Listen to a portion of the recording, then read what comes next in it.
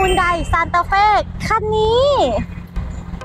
เลือกดูแลปกป้องแบบ Full Protection มาดูขั้นตอนแรกเลยค่ะ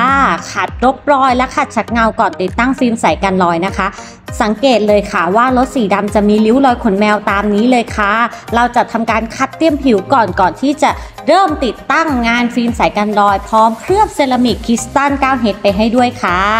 ดูค่ะคันนี้ติดตั้งด้วยระบบซอฟต์แวร์คอมพิวเตอร์ตรงแบบตรงรุ่นเลยโดยใช้ฟิล์มรุ่น GT Premium นะคะ210ไมครอนอายุการใช้งาน4ปีเต็มเลยจ้าติดตั้งกันแบบนี้เลยค่ะหลังจากติดตั้งเสร็จแล้วก็นี่ค่ะผลงานออกมาใสๆแบบนี้เลยค่ะอยากได้งานแบบนี้ทักสอบถามเข้ามาได้เลยค่ะคอนถมยินดีให้บริการครบวงจรค่ะ